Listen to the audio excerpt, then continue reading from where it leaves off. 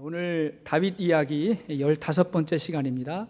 하나님이 찾으시는 예배라는 제목으로 하나님 말씀 함께 나누겠습니다. 여러분, 미국 제1의 패스트푸드점이 무엇인지 아십니까? 미국 제1의 패스트푸드 레스토랑, 맥도날드일까요? 아니면 KFC일까요? 혹시 칙필에이라고 하는 음식점을 들어보셨습니까? 이 칙필에이는요, 닭고기 레스토랑입니다. 치킨 버거를 주로 파는 닭고기 레스토랑으로서 KFC하고 경쟁 회사라고 합니다. 지난 2013년 통계를 보니까 KFC가 전국 약 4,500여 개의 매장에서 연 매출액이 42억 달러를 올렸다고 하는데, 이 칙필에이는 1,700여 개의 매장에서, 그러니까 매장 수는 한 3분의 1 정도가 적은 거예요. 1,700여 개의 매장에서 총 매출액 50억 달러를 올렸다 그럽니다. 훨씬 더 많이 팔았어요. 뿐만 아니라 평균 판매 수량에 있어서도 지난 2011년부터 맥도널드를 제치고 그 햄버거 업계 1위가 되었다 그럽니다. 그런데 이 칙필에이는 주일에 가게를 열지 않습니다. 영업을 하지 않습니다. 1946년 첫 번째 식당을 오픈한 이후로 지금까지 주일 성수하는 가치, 그 다음에 패밀리 타임, 주일에는 가족들이 함께 시간을 보낸다라고 하는 이 패밀리 타임의 목적을 위해서 그렇게 하고 있다 그럽니다. 뿐만 아니라 이곳에서 성경적인 가족을 중요하게 여기기 때문에 공식적으로 동성연애를 우리는 반대합니다. 공식적으로 이야기를 해서 지금 수년 동안 굉장한 비난과 공격을 받고 있는 상황 가운데에서 나온 통계이기 때문에 굉장히 놀랍다고 할 수가 있습니다. 어떻게 이러한 결과가 나왔을까요? 물론 첫 번째, 하나님의 은혜입니다. 하나님의 은혜 없이 되는 일이 있겠습니까? 하나님의 은혜예요. 두 번째는 뭐냐면, 그러나 우리가 하나님 이렇게 할 테니까 하나님께서 알아서 해주세요 하고 하나님께 다 책임을 맡긴 것이 아니라, 그들이 중요하게 여기는 그 목적과 가치를 위해서 더 많이 노력하고 탁월한 전략을 만들었어요. 먼저 좋은 재료를 쓰고, 재료가 완전히 다른 경쟁업체하고 다르고, 그 다음에 전혀 다른 방법으로 요리를 하고, 가장 중요한 거, 고객 서비스가 굉장히 뛰어나다 그럽니다. 굉장히 교육을 잘해가지고 서비스가 너무너무 좋고, 그래가지고 어느 매장에나 사람들이 차고 넘친다 그럽니다. 여기서 중요한 것은 그들이 주일날 쉬었더니 그렇게 됐더라, 그런 얘기를 제가 하려는 것이 아니고, 혹시 오해해가지고 여러분 가게 문 다 닫고 목사님 책임지세요 그러면 안 돼요. 그 얘기를 하려고 그러는 것이 아니라, 아무리 중요한 목적과 의미가 있더라도 그것이 저절로 이루어지는 것이 아니라 그것을 이루어내기 위한 정말 굉장히 중요한 열심과 열정과 노력이 필요하다는 것입니다. 그리고 그들이 그 목적을 이루기 위해서 승리했다고 하는 것을 보여줬다는 데 굉장히 의미가 있는 것입니다.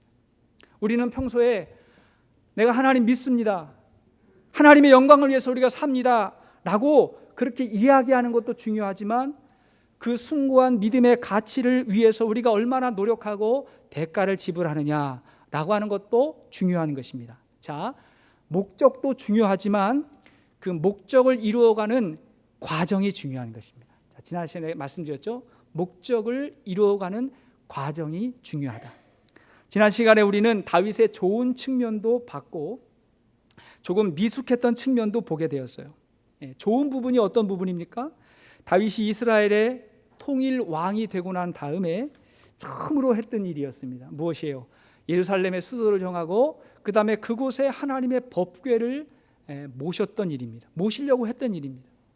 사울이 왕이 되고 나서 첫 번째 전쟁에서 이긴 다음에 자기 이름을 위해서 기념비를 세웠다고 했는데, 다윗은 제일 먼저 하나님 중심의 나라가 되기를 원했습니다. 하지만 여기서 다윗의 미숙한 부분도 나타나요. 그 의욕과 욕심이 앞서다가 그만 하나님이 정해주신 방법과 절차를 무시했어요.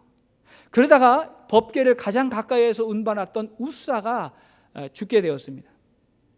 그 사건으로 인해서 다윗이 하나님의 법궤를 두려워하게 되었고 그 법궤는 가드 사람 오벳 에돔의 집으로 옮겨가게 되었습니다. 다윗의 실망이 이만저만이 아니었어요. 굉장히 실망을 했을 거예요. 하지만 여러분, 우리는 아주 중요한 일이 막히게 되었을 때에 그 안에서 아주 중요한 원리를 발견하게 됩니다.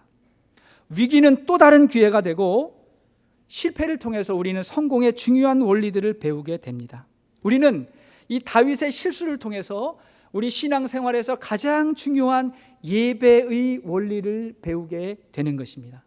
다윗이 그렇게도 하나님의 마음에 합한 자로서 칭찬을 받았던 이유는 다른 어떤 것보다도 예배자 다윗의 모습을 보면서 하나님이 칭찬하셨던 거예요.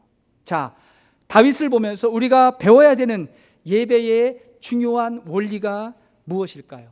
첫째로 우리는 성경적 신앙을 추구해야 되고 성경적 예배를 드려야 되는 것입니다.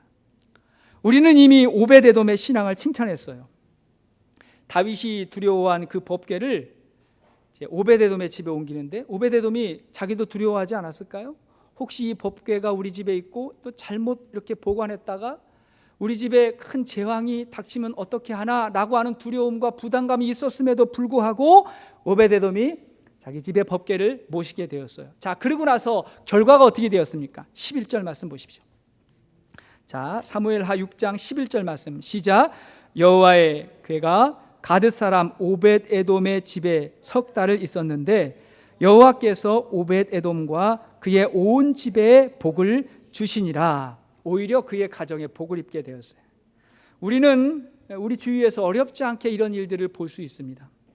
저는 많은 사람들을 보면서 하나님이 함께 하시는 사람, 하나님이 함께하는 삶, 그리고 그 중심에 하나님을 모시고 하나님 중심으로 살려고 노력하는 삶 가운데 하나님이 함께 하시는 축복이 있음을 보게 합니다.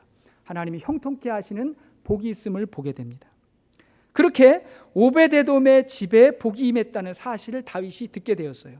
그러면 다윗이 그 사실을 듣고 나서 이 법궤에 문제가 있는 게 아니라 나 자신에게 문제가 있구나라는 것을 깨닫게 된 거예요. 그러고 나서 석 달 기간 동안 다윗이 생각을 했어요. 왜 내가 실패했을까? 왜 우사가 죽었을까? 그것을 이제 고민하다가 그가 알게 됐어요. 발견하게 됐어요. 여러분 다윗이 혼자 고민했을까요? 뭘 보고 고민했을까요?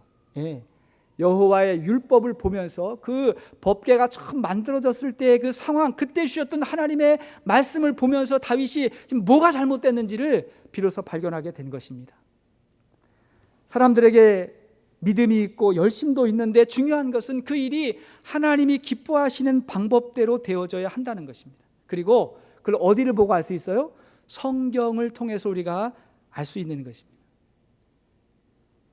여러분, 우리의 몸은 지금 교회에 와 있지만 우리의 마음은 어디 있습니까?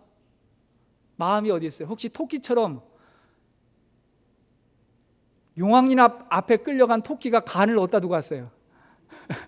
간을 빼가지고 말려가지고 바위 위에다 놓고 왔어요. 네 간 어디 있냐 그랬더니 딴 데다 놓고 왔다 그랬는데, 혹시 여러분 하나님 앞에 나왔는데 우리의 마음이 어디 있습니까? 다른 곳에 있지 않습니까? 혹시 우리가 하나님의 백성이 되었지만 아직도 하나님 나라의 삶이 아니라 세상 나라의 삶이 익숙하지 않습니까? 자, 그렇다고 한다면 우리가 어떻게 해야 될까? 성경적 신앙을 회복해야 되고, 그러기 위해서 성경을 배우고 공부해야 돼요. 그렇지 않으면 우리가 신앙생활 하면서도 하나님의 마음을 헤아리지 못하고 여전히 나 중심으로 신앙생활 할 때가 있다는 것입니다. 자, 역대기의 기록을 보면 동일한 본문의 상황 가운데 다윗의 이야기가 이렇게 기록되어 있습니다. 자, 역대상 15장 1절 이하의 말씀을 보십시오.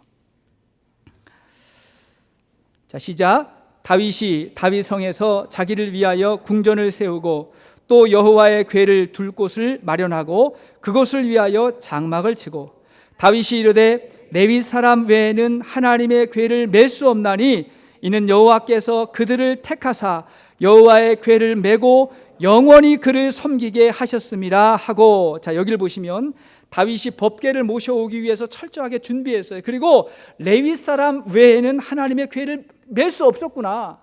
근데 내가 마음이 급해가지고 그냥 세수회에다가 법궤를 싣고 그냥 갖고 오기에 바빴지 내가 율법대로 하지 않았구나라는 것을 발견하게 되었습니다. 그걸 깨달았어요. 그리고 나서 오늘 본문 13절 말씀을 보십시오. 13절 시작. 여호와의 궤를 맨 사람들이 6걸음을 가매 다윗이 소와 살찐 송아지로 제사를 드리고, 자, 이 궤를 이제 제사장들이 메고 6걸음을 가고 조금 쉬었다가 뭔가 예를 행하고, 6걸음을 걸어가고 조금 쉬었다가 예를 행하고.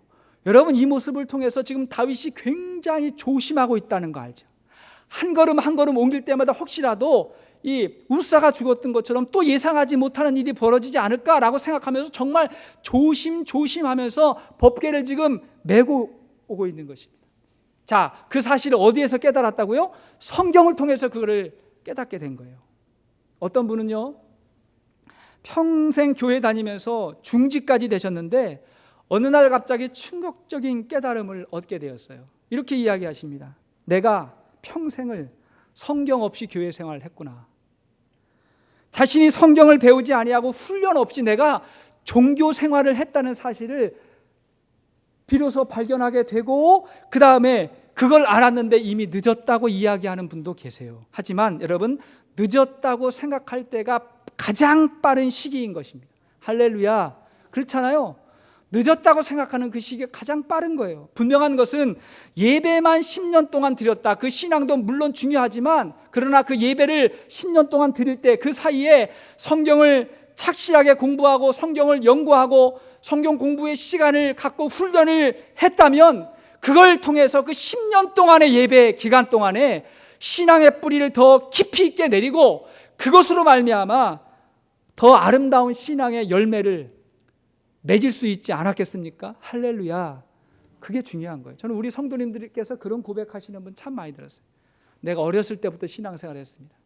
미국에 이민 와서도 제가 계속해서 교회 다녔습니다. 근데 지나놓고 보니까 그냥 종교 생활했습니다.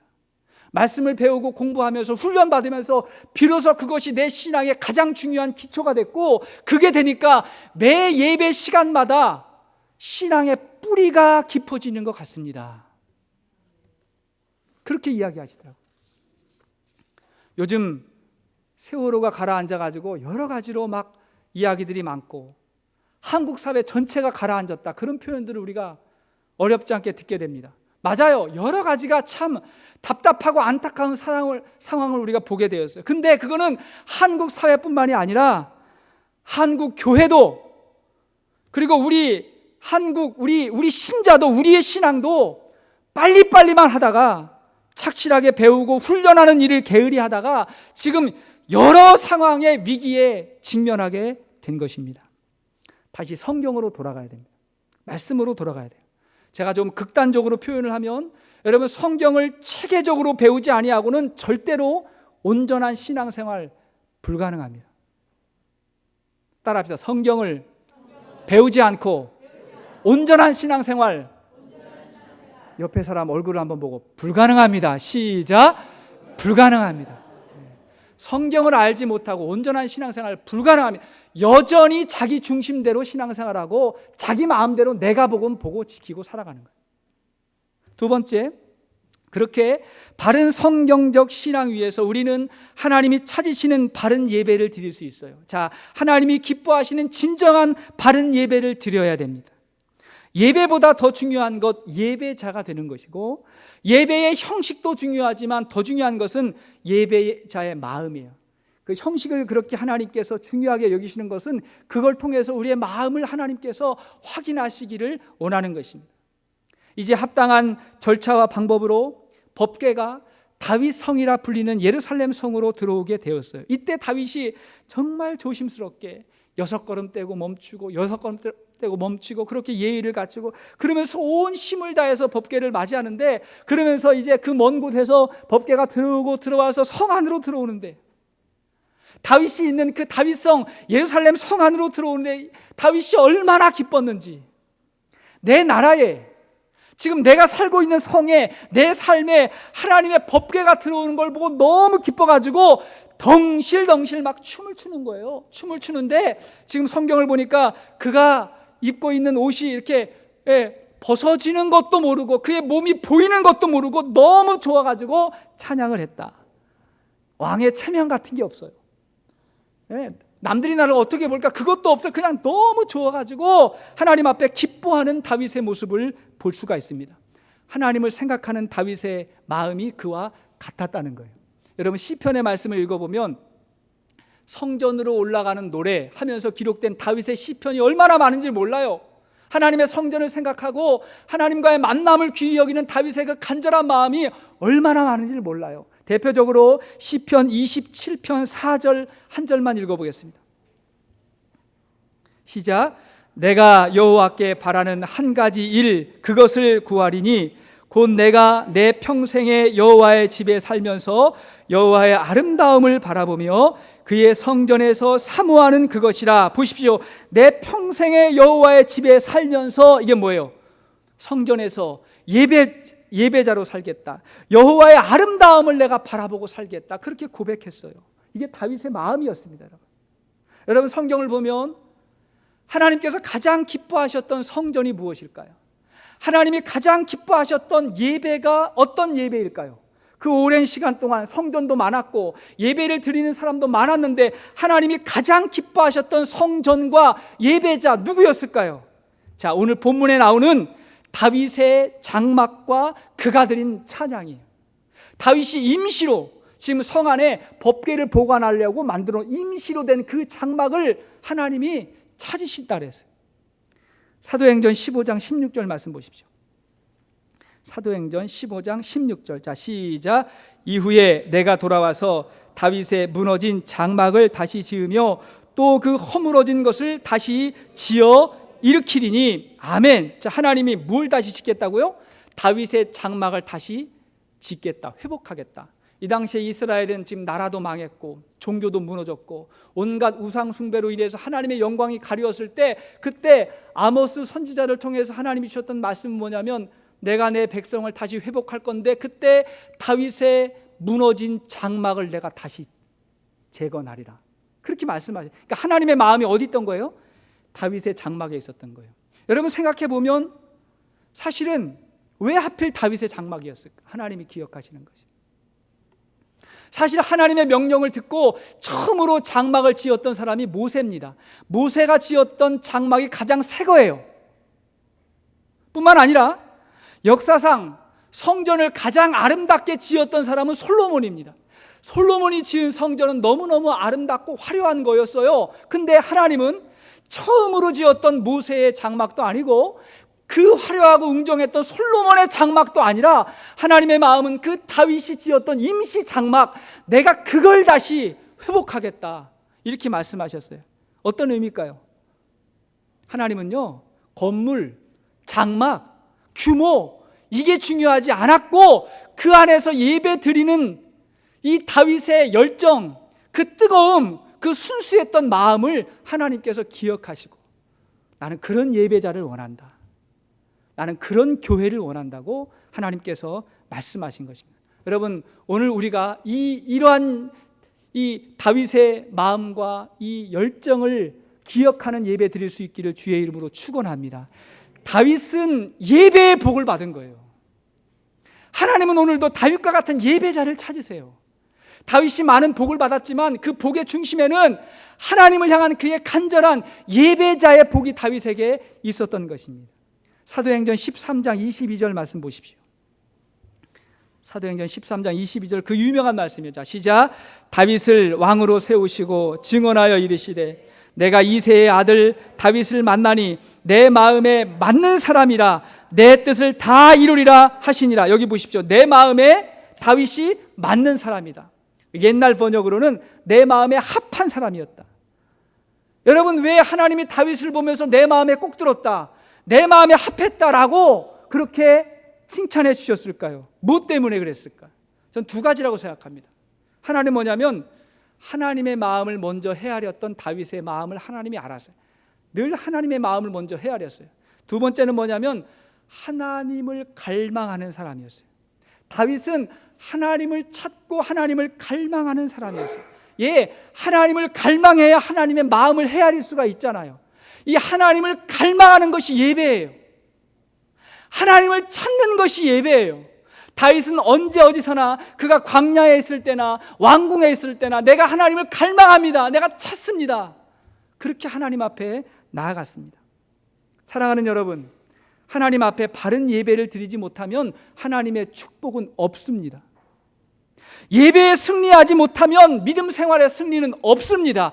예배는 우리 모든 믿음 생활의 가장 기초이고 가장 중심인 거예요. 예배가 바로 되지 못하는데 하나님께서 어떻게 그의 영혼에게 하나님의 임재를 경험하게 하실 수 있겠어요? 물론 우리가 잘 몰라서, 잘 배우지 못해서 그렇다면 할 수 없지만 우리가 가장 중요한 것은 예배의 축복을 알아야 돼요. 여러분, 예배에서 가장 중요한 것이 무엇입니까? 그 예배의 대상이 되시는 하나님 자체를 갈망하고 하나님이 목적이 되는 것이고 하나님을 찾는 거예요. 내가 하나님 만나기를 원합니다. 내가 주님을 찾습니다. 갈망합니다. 그게 예배예요. 우리가 다윗을 닮는다고 할 때 가장 중요한 것은 다윗의 뭘 닮아요? 예배를 닮는 거예요. 그가 어떻게 하나님을 갈망했는지, 그의 예배를 닮는 것입니다. 다윗은요, 늘 하나님과 친밀하기를 원했어요. 하나님과 함께 교제하기를 원했어요. 다윗이 죄를 지었을 때 그가 두려운 건 뭐냐면 내 것을 잃어버리는 게 두려운 게 아니라 내 마음에서 하나님이 떠나가는 거예요. 내 마음에 하나님이 느껴지지 않는 거, 그게 두려웠어요. 그렇게 다윗은 하나님과 친밀한 관계를 누리기를 원했고 그 하나님과의 친밀함 속에 축복이 오는 거예요. 축복을 구한다고 하나님과 친밀해지는 게 아니라 하나님을 갈망하고 그분과 친밀해질 때 그분의 형통이 우리 가운데 오게 되는 것입니다. 그게 예배의 원리예요. 오늘도 세계의 모든 교회에서 수많은 사람들이 예배를 드리고 있습니다. 우리 하나님은 영이시기 때문에 모든 교회, 모든 사람에게 함께 하시는 줄로 믿습니다. 우리 하나님 그런 분이거든요. 그러나 그 가운데 그 많은 교회가 드리는 이 오늘 예배 가운데 하나님이 가장 기뻐하는 예배가 따로 있을 수 있고 하나님이 가장 기뻐하는 예배자가 따로 있을 수 있다는 것입니다. 어떤 예배예요? 다윗과 같은 마음으로 드리는 예배입니다. 다윗의 마음을 간직하고 모인 공동체를 하나님께서 주목하시는 거예요. 반면에 여러분, 오늘날 세상에서 벌어지고 있는 예배를 보십시오. 자, 예배를 보십시오. 이웃교회 예배를 보십시오. 여러분들도 마찬가지예요. 오늘 예배, 제가 이렇게 열심으로 설교를 하고 있는데 왜 이렇게 힘이 없으십니까? 오늘 우리들의 예배를 보십시오. 예배는 하나님에게 집중하는 것인데 이미 교회 올 때 마음이 너무 복잡해요. 우리의 마음이 너무너무 많은 것들로 인해서 복잡해요. 얼굴과 눈빛에 이미 근심이 너무 많고 전혀 하나님의 영광을 구하지 않아요. 복잡한 마음이 있었더라도 이것을 다 뒤로 내어놓고 예배를 통해서 내가 하나님의 영광을 구합니다 라고 나아갈 때 우리에게 생기가 임하고 능력이 임하고 하나님의 영광이 임하는 것인데 마음 자체가 너무 복잡해요. 얼굴이 어두워요. 그러면서 자꾸 시간에 쫓겨요. 예배가 길어지고 설교가 길어지면 마음이 급해져요. 그리고 하나님하고 흥정하는 거예요. 하나님, 내가 하나님에게 드린 시간은 1시간입니다. 1시간 내가 드린 건데 1시간 넘어가면 안 됩니다. 마치 이런 마음과 표정으로 우리가 예배 드리지 않습니까? 아니에요.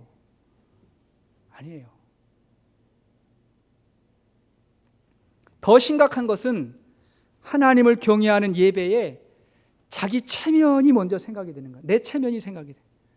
찬송을 불러도 누가 들을까 봐 속으로 하고, 박수를 치자 그러면 굉장히 어색하고, 손을 좀 들고 하자 그러면 굉장히 불편해하고. 왜 그래요?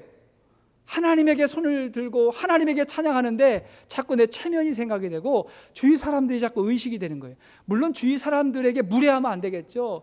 불편하게 하면 안 되겠죠. 그러나 하나님에게 나가는 예배 가운데 우리는 내 자신을 너무 많이 생각하는 거예요. 다윗을 보십시오. 하나님에게 춤을 추면서 기뻐하고 그렇게 즐거워했던 그 어린아이와 같은 그 다윗의 모습을 우리가 기억해야 될 것입니다. 여러분, 예배의 능력을 회복할 수 있기를 주의 이름으로 축원합니다. 예배에 승리하셔야 돼요. 일전에 과학자들이 뱀하고 사람하고 만났을 때 과연 누가 더 놀래는가 심장 박동수를 가지고 연구를 했대요. 자, 뱀하고 사람하고 만나서 누가 더 놀랄까요? 보통은 사람이 놀란다고 생각하는데 알고 봤더니 뱀이 더 놀라는 거예요. 얘가 더 무서워. 심장이 막 벌렁벌렁 뛰고 있어요. 사람이 놀래. 여러분, 세상에 모든 동물들은 사람을 무서워하는데 사람들이 그걸 모르는 거예요. 마찬가지로 우리가 하나님 앞에 예배 드리면서 그 예배의 능력을 모를 때가 많다는 것입니다. 예배에 하나님의 임재가 있고 예배에 성령의 기름 부으심이 있음을 여러분 믿으시길 바랍니다.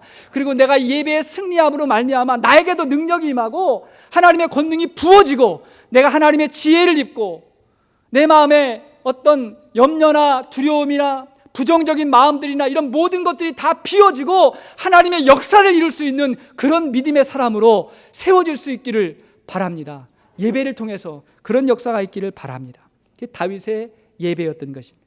세 번째, 진정한 예배에는 흘러넘치는 축복이 있습니다. 진정한 예배, 흘러넘치는 축복이 있어요. 자, 17절에서 19절까지의 말씀을 보십시오. 자, 오늘 보면 17절에서 19절까지. 자, 시작. 여호와의 궤를 메고 들어가서 다윗이 그것을 위하여 친 장막 가운데 그 준비한 자리에 그것을 두매 다윗이 번제와 화목제를 여호와 앞에 드리니라. 다윗이 번제와 화목제 드리기를 마치고 만군의 여호와의 이름으로 백성에게 축복하고 모든 백성 곧 온 이스라엘 무리에게 남녀를 막론하고 떡 한 개와 고기 한 조각과 건포도 떡 한 덩이씩 나누어 주매 모든 백성이 각기 집으로 돌아가니라. 자, 보십시오. 다윗이 그가 미리 준비한 장막에 법궤를 모셔놓고 번제와 화목제로 하나님께 제사를 드립니다. 그리고는 모든 백성을 축복하는 거예요. 누가? 다윗이 백성을 축복합니다. 자신이 은혜를 받았으니까 그 받은 은혜를 가지고 백성들을 축복하는 것입니다. 여러분, 저와 여러분들이 예배를 통해서 받은 은혜가 있다면 우리도 축복의 사람들이 되는 줄로 믿습니다. 우리가 사람을 보면 축복해 주는 거예요. 자녀를 축복하고 사람들을 축복해 주고. 왜? 내 안에 하나님의 은혜가 있으니까 그거를 빌어주는 것입니다. 또 화목제는 이 제사를 드린 다음에 제사를 드린 제물을 같이 나누어 먹을 수 있는 제사가 화목제입니다. 그래서 다윗이 화목제를 드린 다음에 어떻게 했다? 사람들과 같이 그 제물을 나누어 먹었다 그랬어요. 그래서 백성들에게 떡과 고기와 건포도 같은 음식을 나누어 주면서 온 백성이 그때 잔치를 벌였다 그랬어요. 여기서 중요한 예배의 의미가 있습니다. 오늘 우리의 예배의 축복이 세상으로 흘러가야 되는 것입니다. 오늘 우리가 하나님 앞에 예배를 드리고 그래서 이 예배의 은혜가 있다면 여러분들의 가정이 그리고 여러분들의 일터가 우리 이웃이 이 예배의 축복을 함께 누릴 수 있어야 되는 것입니다. 그게 살아있는 예배예요. 은혜를 받은 사람이 은혜를 베풀 수 있는 것이고 사랑을 경험한 사람이 사랑할 수가 있는 것입니다.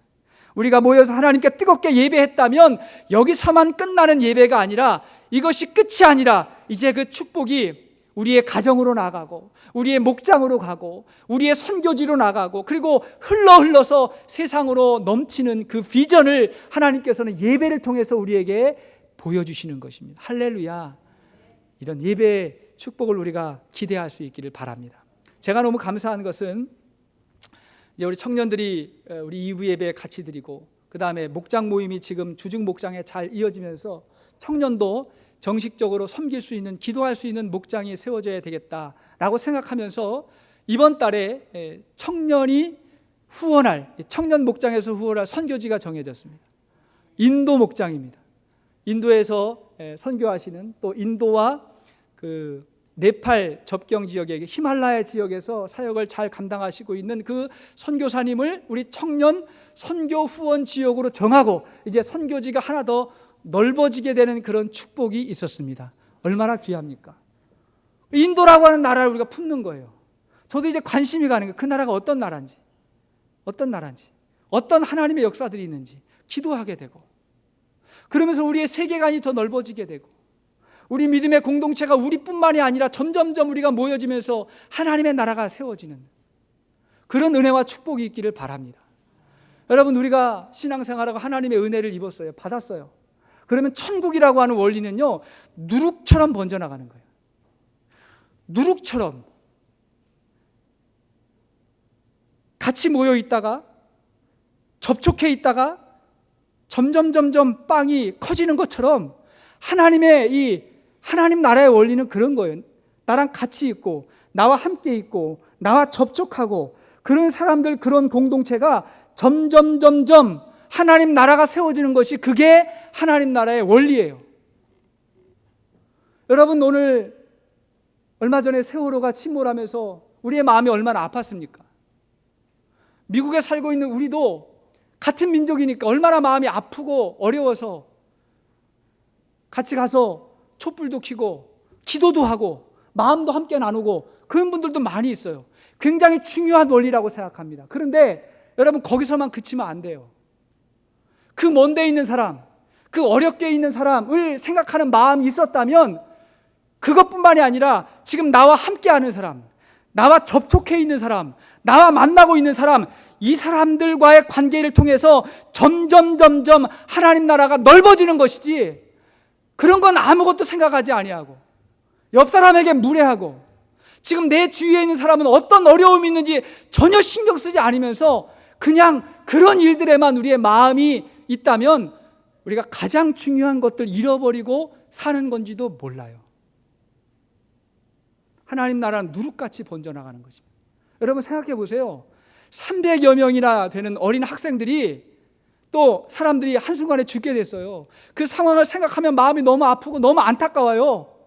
그냥 눈물이 나요. 근데 여러분, 그거 아세요? 오늘날 우리 주위에는 그 인원보다 훨씬 많은 인원이 매해 자살해요. 우리 주위에도 있고 우리 교회에도 죽고 싶어 하는 사람이 있을 수 있어요. 근데 그것이 드러나지 않을 뿐이에요. 근데 나는 나하고 같이 사는 사람에게 별로 관심이 없어요. 누가 이번 주에 예배에 빠졌는지, 그분의 얼굴이 왜 지금 어두워지고 있는지, 뭐 때문에 힘들어하고 어려워하는지, 그건 관심이 별로 없어요. 내 예배 드리고 내가 예배 드리면서 어떤 은혜를 받은, 여기에는 관심이 있어요. 그리고 뭐 사람들이 많이 관심이 하는데 거기에도 관심이 있어요. 근데 하나님이 왜 우리를 한 교회에서 모이게 하셨을까요? 왜 목장에서 같이 기도를 나누고 삶을 나누고 우리 자녀 때문에, 내 남편 때문에, 내 아내 때문에 내가 이런 어려움이 있습니다라고 왜 같이 그렇게 이야기하게 하셨을까요? 거기서 누룩과 같이 퍼져나가는 천국의 원리를 우리가 경험하라고. 그리고 그 아픔과 그 어려움을 함께 품으면서, 그러면서 내가 받은 은혜를, 예배를 통해 받은 은혜를, 말씀을 통해 경험한 그 은혜를 우리가 함께 나누기를 원하시기 때문에 하나님께서 공동체를 우리에게 허락하셨는 줄로 믿습니다. 그러면 그 마음 가지고 우리가 살아가는 거예요. 직장에서도, 일터에서도 나와 함께하는 사람 내가 축복하리라. 내 안에 있는 하나님의 은혜로 내가 축복하리라. 나로 말미암아 하나님의 나라가 세워지리라. 이런 마음을 가지고 우리가 살아갈 수 있기를 바랍니다. 이게 중요한 원리입니다.